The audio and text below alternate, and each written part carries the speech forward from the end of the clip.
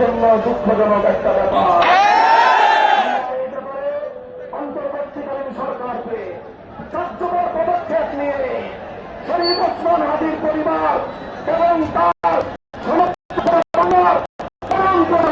আশ্বস্ত করার আহ্বান জানাচ্ছি।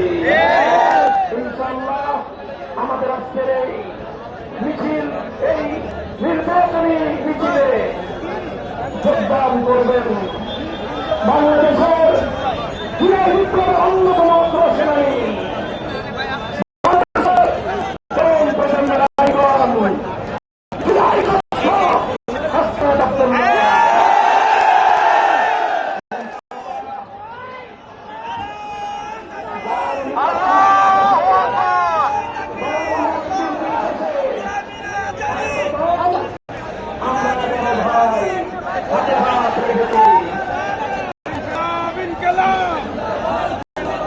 বাংলাদেশ জামাত ইসলামী, বাংলাদেশ খেলাফত মজলিস, জাতীয় নাগরিক পার্টি এনসিপি, খেলাফত মজলিস, নিজামে ইসলাম পার্টি, বাংলাদেশ খেলাফত আন্দোলন, আমার বাংলাদেশ পার্টি, লিবারেল